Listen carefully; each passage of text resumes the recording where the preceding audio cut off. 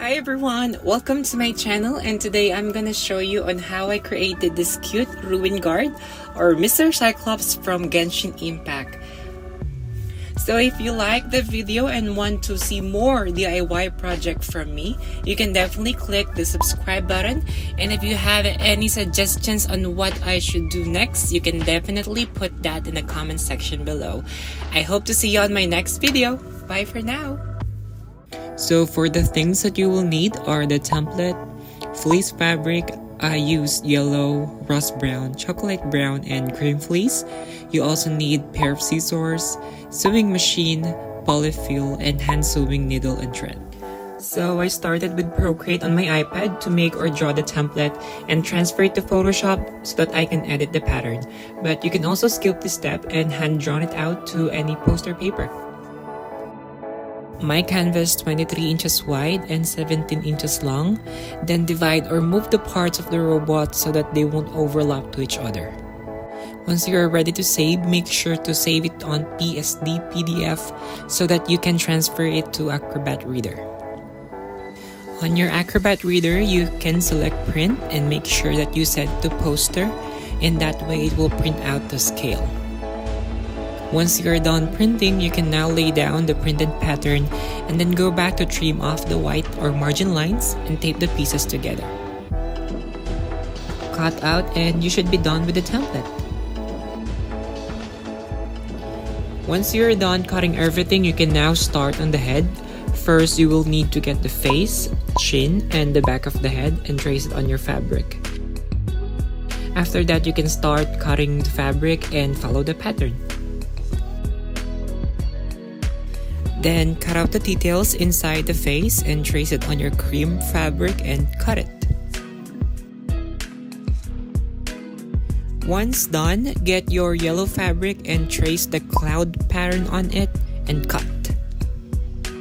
After that, put the cloud pattern on top of the face of your robot and sew it with straight stitch. Then get the star fabric or the pattern and sew it on top of your cloud pattern with straight stitch as well. As for the back, get this pattern and the chin. Make sure that they are facing right side to right side before sewing it. After sewing the back, place it on top of the face that you sewed earlier and make sure that they are both facing right side before you sew the edges.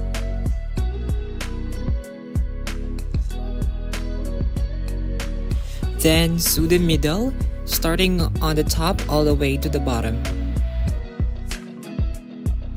Then sew the holes or the darts on the left side, middle, right side, and bottom.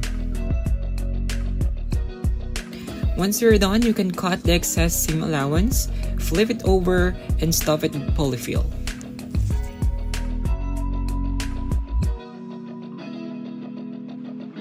And you're now done with the head. For the shoulder, you have to cut the pattern, place it on your fabric, and cut it.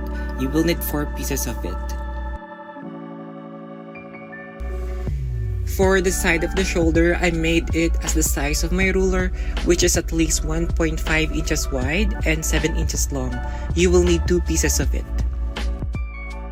After that, pin those fabrics facing right side and sew it with straight stitch.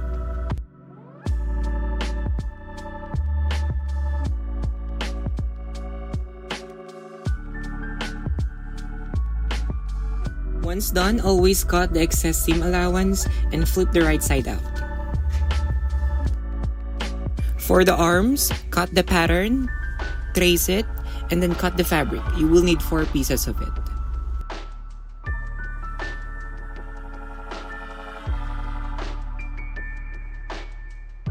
After that, pair the fabric, sew them on the side only, and flip it. Then, you will have to fill those arms with poly fiber.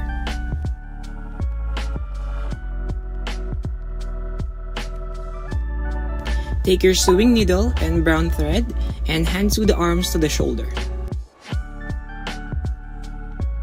For this one, I will do the ladder stitch to connect the two parts.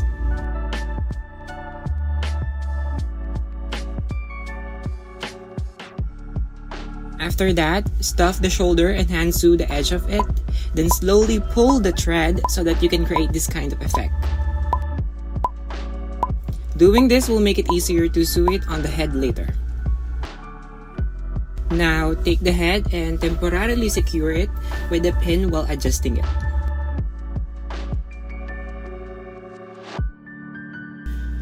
Once you're satisfied on how it looks, you can now hand sew the shoulder and head with ladder stitch.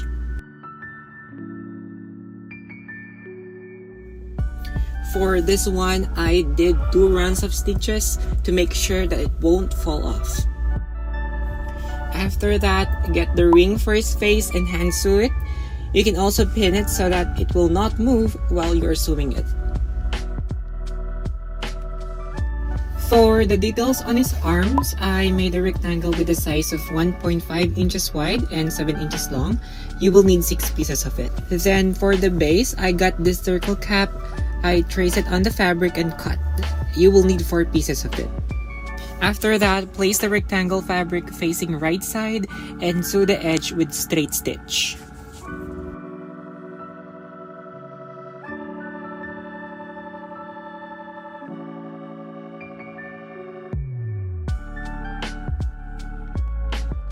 Once you're done, fold the fabric in half and sew the edge to combine them.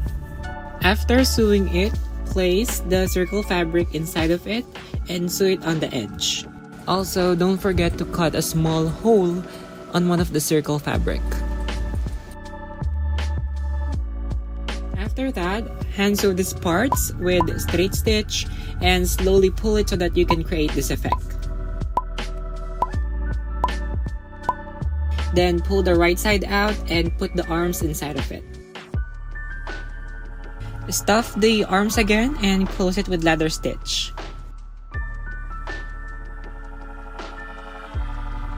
And you're now done with the arms. For his fingers, I measured it with 1 inch wide and 1.5 inches long. You will need 6 pairs of it. After cutting, fold them in half and sew the sides only, leaving the bottom open. Now, cut the excess fabric. Flip the right side out, stuff it, and close the bottom with ladder stitch.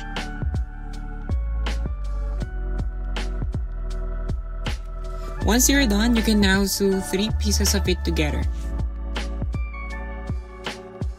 Then I put hot glue on the bottom of it and glued it on the arms. Once it is completely dry, sew the fingers to its arms with ladder stitch. For the details on his shoulder, get the rust fleece and cut 2 circles. Once you're done, sew the edges again, add stuffings on it, and slowly pull the thread so that you can make it like a ball. Put a hot glue, stick it on the top of the shoulder, and sew it with ladder stitch. For his antenna, I cut 2 pieces of big circle and 2 pieces of small circle. Then I hand sew the edge, add polyfiber, and slowly pull the thread to make it like a ball. After that, I put them on the top of the head. Adding hot glue is optional, but you can always sew it with ladder stitch. For his waist, I made this pattern and trace it on the fabric. You will need 2 pieces of it. For the side of the waist, it is 1.5 inches wide and 12 inches long. After cutting, pin the fabric and sew it on the waist. Once you're done, cut the excess seam, pull the right side out, and add stuffings. After that, you can now sew the waist on its head with ladder stitch. For this one, it is optional to do 1 to 2 rounds of stitches, but if you really want to make sure that it won't fall off, then I highly suggest to do multiple rounds of stitches. As for the belt, get your cream fleece and cut a rectangle measuring 1.5 inches wide and 16 inches long. You will need 1 pair of it. Then fold it in half and sew the edge. After that, flip the right side out, stuff it, and close with ladder stitch. Then attach the belt on his waist with hot glue or stitch.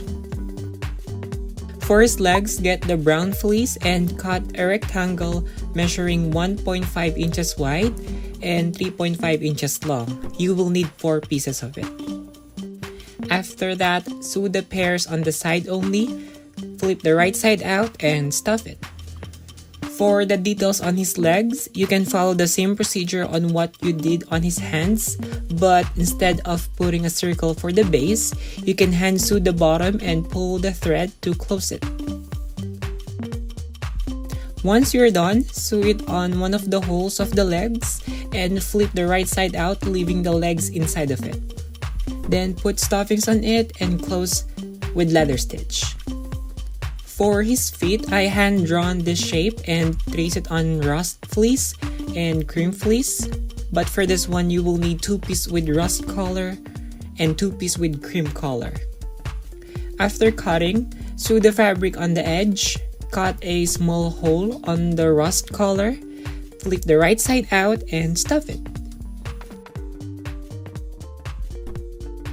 After that, attach the feet to his legs with leather stitch. And for the last step, attach the legs to his waist. If everything went perfect, it should look like this.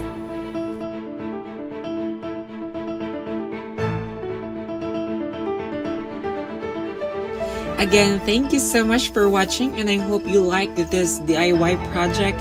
If you have any questions, feel free to post it on the comment section below or send me a message to my social media accounts. See you in my next video.